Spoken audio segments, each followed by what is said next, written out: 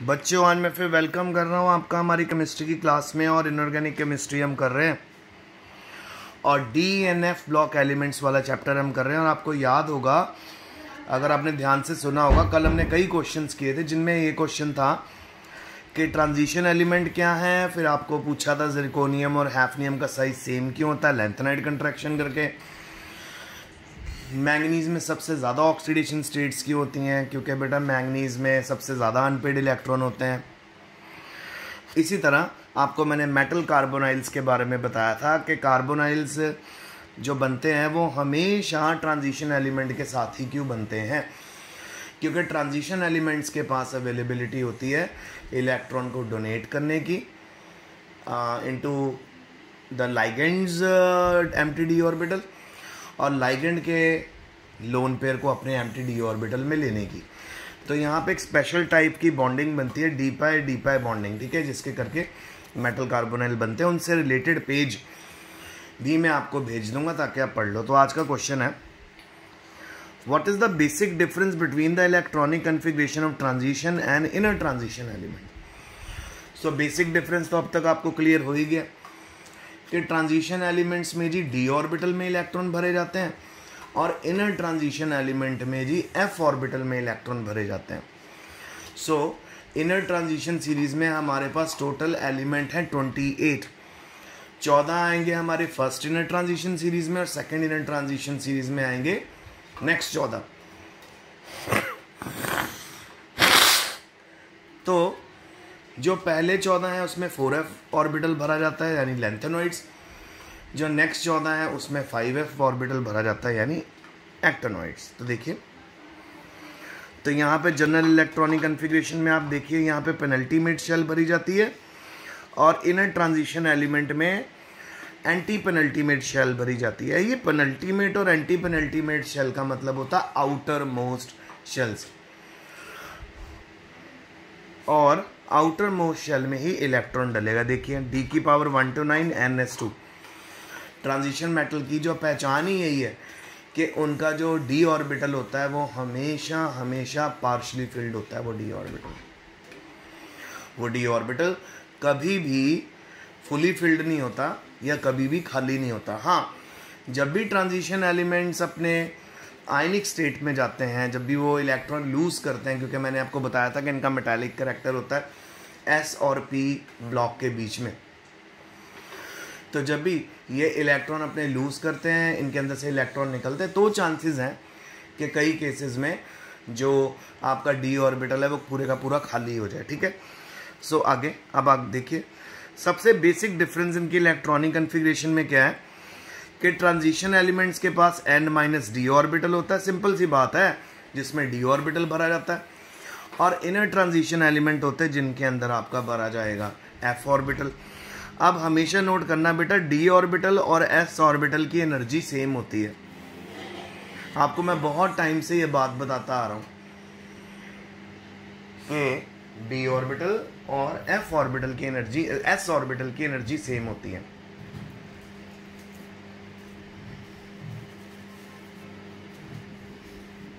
जैसे for example 3d और 4s orbital, इनकी एनर्जी सेम होती है। सो जितनी एनर्जी में आप इलेक्ट्रॉन रिमूव करते हो 3d में से, उतनी ही एनर्जी में 4s से भी इलेक्ट्रॉन रिमूव हो जाता है। तो देखिए यहाँ पे क्रोमियम के पास भी इनकम्प्लीट डी ऑर्बिटल है 3d5 4s1। इसी तरह कॉपर के पास डी ऑर्बिटल जरूर है फुली फिल्ड, पर जब कॉपर 3+ में जाएगा तो ये भी पार्शली फिल्ड हो जाएगा। और यहाँ पे 4s ऑर्बिटल का इनकम्प्लीट आपको नज़र आ रहा है। अब क्रोमियम और कॉपर में 4s ऑर्बिटल इनकम्प्लीट इसलिए नज़र आ रहा है क्योंकि इनको हाफ फिल्ड और फुली फिल्ड बनने के लिए डी ऑर्बिटल्स को एक एक इलेक्ट्रॉन चाहिए होता है। तो वो एक इलेक्ट्रॉन सीधा जंप कर जाता है 4s to 3d में। एक्चुअल में क्रोमियम होता है 3d4 4s1। आइए मैं आपको दिखाऊं।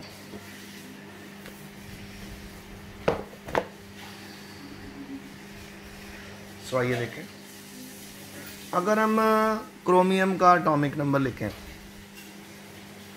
क्रोमियम होता है 24, ठीक है। सो ये होता है 3d4 4s2। इसके इलेक्ट्रॉन्स बना लेते हैं। 3d4 1 2 3 and 4 4s2। अब मैंने आपको +1 में ही सिखा दिया था कि जिस एलिमेंट में सिर्फ एक इलेक्ट्रॉन मूव करने से हाफ फिल्ड इलेक्ट्रॉनिक कन्फिग्रेशन आती पूरी हो जाए या फुली फिल्ड इलेक्ट्रॉनिक कन्फिग्रेशन पूरी हो जाए, तो उस केस में इलेक्ट्रॉन को मूव कर दिया जाता है। सो देखो बेटा, यहाँ पे अगर मैं 4s से एक इलेक्ट्रॉन जंप करवा दूँ तो 3d5 हो जाएगा, हाफ फील्ड मिल जाएगी। तो ऐसा ही होता है, एक इलेक्ट्रॉन जंप कर जाता है, उसके बाद क्रोमियम बन जाता है 3d5 4s1। अब जरा चेक करिए, 1 2 3 4 5 होगी हाफ फील्ड कंप्लीट। इसी तरह कॉपर का केस समझ लेते हैं। कॉपर 29 होता है, 3d10 सॉरी होता है 3d9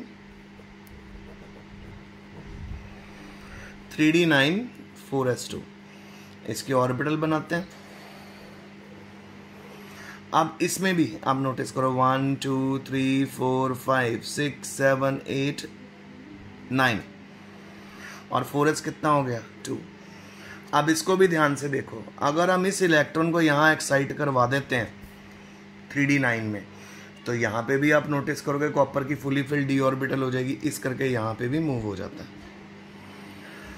सो कॉपर में बन जाएगा 3d10 4s1 1 2 3 4 5 और यहाँ पे सो 1 2 3 4 5 6 7 8 9 10।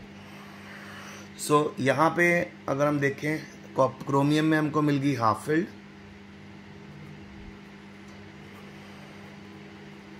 और कॉपर में हमको मिल गई फुली फील्ड। अब क्लियर हो गया आपको। सो क्रोमियम और कॉपर में जो इलेक्ट्रॉनिक कन्फिग्रेशन हमने देखी और जो एक्सपेक्ट की उससे डिफरेंट आई, क्योंकि एक इलेक्ट्रॉन मूव करने से हाफ फील्ड बन रही है क्रोमियम में और एक इलेक्ट्रॉन मूव करने से फुली फील्ड बन रहा है डी ऑर्बिटल। आप समझ आ गए। अब आगे चलते हैं।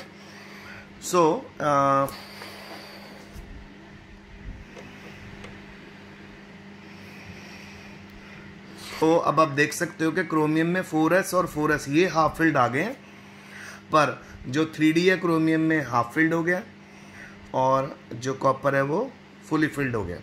तो यानी 4s इनकम्प्लीट हो गया, no problem.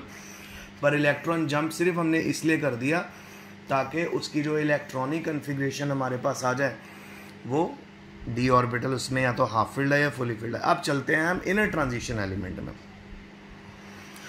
Inner transition element में n-2 f ऑर्बिटल भरा जाता है, n-1 d ऑर्बिटल भी होता है, ns भी होता है। ये तीनों ऑर्बिटल इकट्ठे भरे जाते हैं, ठीक है। सो इनमें ये सारे ऑर्बिटल इनकम्प्लीट होते हैं, यानी f ऑर्बिटल भी इनकम्प्लीट होता है, d ऑर्बिटल भी इनकम्प्लीट होता है, ns ऑर्बिटल भी इनकम्प्लीट होता है, ठीक है। तो इलेक्ट्रॉन अगर d ऑर्बिटल में एंटर करता है ट्रांजिशन एलिमेंट में, जबकि इनर ट्रांजिशन एलिमेंट में इलेक्ट्रॉन एंटर करता है f ऑर्बिटल में। क्यों? क्योंकि इनर ट्रांजिशन एलिमेंट में हमारे पास ऑप्शन है, f ऑर्बिटल है, d ऑर्बिटल है, s ऑर्बिटल है। तो बेटा सबसे पहले जितने भी इलेक्ट्रॉन ऐड होते जाएंगे ना वो f में होते जाएंगे, क्योंकि 4f की एनर्जी और 5f की एनर्जी बहुत कम होती है, तो उसमें इलेक्ट्रॉन ऐड होते रहते हैं। जब 4f के इलेक्ट्रॉन फुली फिल्ड हो जाएंगे, यानी 4f 14 हो जाएगा, ये 5f 14 हो जाएगा, तो इलेक्ट्रॉन ने जंप करके जाना है d में और s में, ठीक है। तो यहाँ पे प्रोग्रेसिवली कौन सा ऑर्बिटल भरा जा रहा है? f orbital inner transition element का। अब क्लियर हो गया कि क्या बेसिक डिफरेंस है इलेक्ट्रॉनिक कन्फिग्रेशन में ट्रांजिशन और इनर ट्रांजिशन में। बेसिक डिफरेंस ये है कि जहाँ ट्रांजिशन एलिमेंट में d ऑर्बिटल को फिल किया जाता है, इनर ट्रांजिशन एलिमेंट में f ऑर्बिटल को पहले फिल किया जाता है, उसके बाद d की बारी आती है, उसके बाद s की बारी आती है। तो ये बेसिक डिफरेंस है।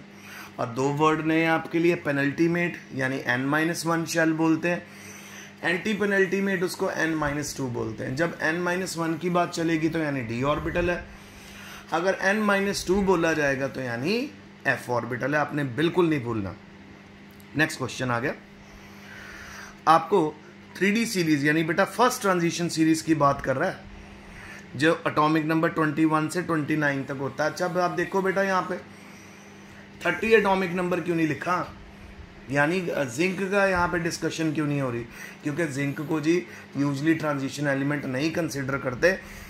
क्यों नहीं कंसिडर करते, क्योंकि जिंक का जो इलेक्ट्रॉनिक कन्फिग्रेशन होती है बेटा वो फुली फिल्ड होती है, उसके डी ऑर्बिटल में भी इलेक्ट्रॉन होता है और उसके डी ऑर्बिटल भी फुली फिल्ड होता है 3d10, और 4s ऑर्बिटल भी फुली फिल्ड होता है यानी 4s2। आप क्लियर हो गया? सो आइए अब हम इसको, इसलिए वहां पे बेटा उन्होंने सिंपल बात की है। ये देखिए क्वेश्चन में क्या कह रहा है, कह रहा है 3D ट्रांजिशन सीरीज की प्रॉपर्टी डिस्कस करो 21 to 29। सोचने वाली बात है कि 30 एटॉमिक नंबर क्यों नहीं आया। 3D सीरीज जो है वो 21 to 30 में कंप्लीट होती है ना बेटा। अच्छा फिर उसके बाद आ गया जी डिस्कस करने को जनरल ट्रेंड, हमको इनमें एटॉमिक साइज डिस्कस करना है, ऑक्सीडेशन स्टेट करना है और कलर्ड आयन की बात करनी है। वैसे तो मैं आपको उधर पढ़ के अभी समझाऊंगा, पर बेसिक तो यही है। एटॉमिक साइज यूजली क्या होगा, लेफ्ट टू राइट जाओगे तो एटॉमिक साइज डिक्रीज होगा। नंबर 2 ऑक्सीडेशन स्टेट, सबसे पहले आप लेफ्ट टू राइट जाओगे, नंबर ऑफ अनपेड बढ़ेंगे, ऑक्सीडेशन स्टेट्स इंक्रीज होंगी, अनपेड इलेक्ट्रॉन बढ़ेंगे। और फिर जब 25 पे पहुंच जाओगे यानी मैंगनीज पे, वहाँ पे आपके अनपेड इलेक्ट्रॉन सबसे ज़्यादा होंगे 3d5 4s2, और मैंगनीज के बाद से इलेक्ट्रॉन पेयर अप होने शुरू हो जाएंगे, और फाइनली जब आप जिंक तक पहुँचोगे दोबारा से ऑक्सीडेशन स्टेट 0 पे आ जाएगी। तो लेफ्ट टू राइट जाते हुए पहले ऑक्सीडेशन स्टेट बढ़ती है 25 एटॉमिक नंबर तक, और 25 के साथ फिर घटनी शुरू हो जाती है 30 तक। क्यों? क्योंकि जो अनपेड इलेक्ट्रॉन है वो पेयर अप होने स्टार्ट हो जाते हैं। और कलर तो आपको पता ही है कि maximum transition element coloured compound बनाएंगे। कलर्ड कंपाउंड क्यों बनाएंगे जी? इसलिए क्योंकि उनके पास कोई ना कोई अनपेड इलेक्ट्रॉन होता ही होता है। क्योंकि उनके पास अनपेड इलेक्ट्रॉन होता है इस करके वो कलर्ड कंपाउंड बनाएंगे। ओके अब हम बात करते हैं एटॉमिक साइज। अब हम रीड करके डिस्कस कर लेते हैं। देखो जी, जब आप लेफ्ट टू राइट जाते हो 3D सीरीज में, क्योंकि हर स्टेप के ऊपर एटॉमिक नंबर बढ़ रहा है। अब अगर एटॉमिक नंबर बढ़ रहा है तो न्यूक्लियर चार्ज बढ़ रहा है, बेसिक है +1 का। सपोज एक एटॉमिक नंबर 21 है, उसके पास प्रोटॉन कितने होंगे 21। एक एटॉमिक नंबर 29 है तो प्रोटॉन कितने होंगे 29। जितने ज़्यादा प्रोटॉन उतना बेटा चार्ज बढ़ जाता है ना न्यूक्लियस का। तो जब हम लेफ्ट टू राइट जाते हैं 3D सीरीज में, न्यूक्लियर चार्ज बढ़ता है क्योंकि एटॉमिक नंबर बढ़ता है, और फाइनली साइज जो होता है एटम का स्कैंडियम से मैंगनीज से होते हुए डिक्रीज करना शुरू हो जाता है, और क्योंकि इनके अंदर नंबर ऑफ इलेक्ट्रॉन्स भी बढ़ रहे हैं। अच्छा अगले नेक्स्ट जो 5 एलिमेंट हैं उनमें आपको ज़्यादा चेंज देखने को नहीं मिलता। यानी पहले 21 से 25 तक एटॉमिक साइज डिक्रीज होगा, फिर 26 से लेके 30 तक आपको ज़्यादा डिफरेंस नहीं देखने को मिलेगा। ऐसा क्यों होता है? बिकॉज जो अपना वो होता है डी ऑर्बिटल होता है उसकी भी थोड़ी डिफ्यूज शेप होती है। तो देखिए कॉपर का एटॉमिक साइज और जिंक का एटॉमिक साइज थोड़ा सा बड़ा होगा, क्योंकि इनके दोनों के केस में 3D कॉपर में भी और जिंक में भी 3D फुली फिल्ड हो गया। तो जहाँ जहाँ पे कॉपर और जिंक फुली फिल्ड हो गए 3d10 हो गए, वहाँ पे बेटा उनका जो साइज़ है एटम का वो थोड़ा सा बढ़ जाता है। तो कैसा ट्रेंड आपको देखने को मिल रहा है लेफ्ट टू राइट जाते हुए? पहले साइज छोटा होगा 25 तक, 25 के बाद साइज कांस्टेंट हो जाएगा। आगे आ जाओ जी, ऑक्सीडेशन स्टेट के ट्रेंड के बारे में बात करते हैं। Element of 3D transition series exhibit variable oxidation states. ठीक है, अलग अलग ऑक्सीडेशन स्टेट शो करते हैं। उसके पीछे रीज़न ये है क्योंकि बेटा जो 3D ऑर्बिटल होता है और 4s ऑर्बिटल होता है, ये दोनों बॉन्ड फॉर्मेशन में पार्टिसिपेट करते हैं, और 3D और 4s की जो एनर्जी होती है ना वो क्वाइट सेम होती है। बार बार आपको मैं समझाता आ रहा हूँ कि जितनी एनर्जी आपको लगेगी उसके इलेक्ट्रॉन को एक्साइट करने, जितनी इलेक्ट्रॉन एनर्जी में आपने 3D में से इलेक्ट्रॉन निकालना है उतनी एनर्जी में से 4s में से भी इलेक्ट्रॉन निकल जाएगा। तो ये मेन फंडा है जिसके करके आपको वेरिएबल ऑक्सीडेशन स्टेट्स देखने को मिलती हैं। तो जैसे जैसे अनपेड इलेक्ट्रॉन का नंबर बढ़ता है, आपकी ऑक्सीडेशन स्टेट +2 से +3 से पहुँचते पहुँचते +7 में पहुँच जाएगी मैंगनीज में। और मैंगनीज के बाद ही आयरन से लेके जिंक तक फिर से रिड्यूस हो जाएगी, क्योंकि 3d ऑर्बिटल बार बार भरता जा रहा है और उसमें अनपेड इलेक्ट्रॉन पेयर अप होते जा रहे हैं, जिसके करके ऐसा होगा।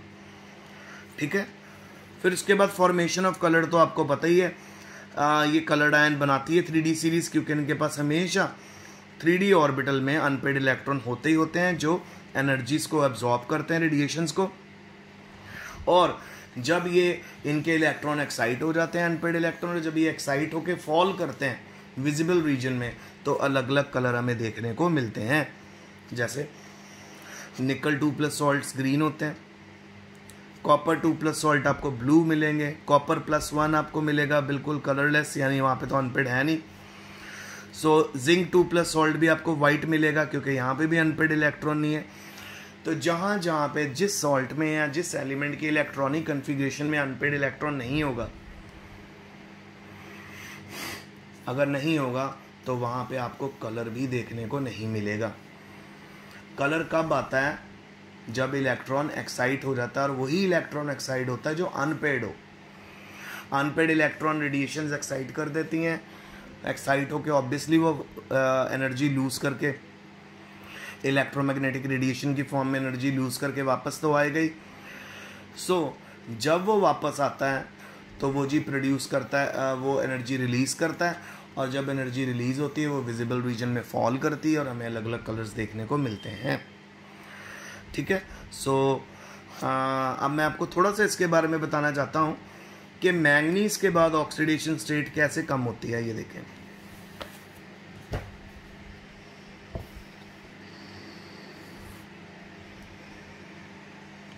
सबसे पहले मैं आपके लिए सिंपल लिख देता हूँ, मैंगनीज 25 आयरन 26 कोबाल्ट 27 निकल 28। आइए इनमें ही समझ लें, आपको पता चल जाएगा। ये है जी 3d5 4s2, ये है 3d6 4s2, 3d7 4s2, फिर आ गया बच्चों 3d8 4s2। इनके ऑर्बिटल बनाते रहना, 1 2 3 4 5, 1 2 3 4 5, 1 2 3 4 5, और ये 1 2 3 4 5 एंड दिस। अब आप देखिए इलेक्ट्रॉन फिल कर दो 4s के, तो दो दो इलेक्ट्रॉन ही डाल देते हैं। अब देखो बेटा मैंगनीज में ध्यान से देखो, 1 2 3 4 5, कितने अनपेड इलेक्ट्रॉन है? 5। आयरन में कितने होंगे? 1 2 3 4 5 और 6, यानी यहाँ पे एक इलेक्ट्रॉन और आ गया, ये ऑर्बिटल पेड अप हो गया, ऊपर 5 अनपेड इलेक्ट्रॉन। आयरन में कितने आ गए? 4 अनपेड। अब आप कोबाल्ट में आओगे तो हमारे पास आ जाएंगे 3, निकल में पहुंचोगे तो 2। आइए देखिए कोबाल्ट में 1 2 3 4 5 6 एंड 7, कितने अनपेड इलेक्ट्रॉन है? 3। यहाँ पे कितने हैं अनपेड इलेक्ट्रॉन? 5।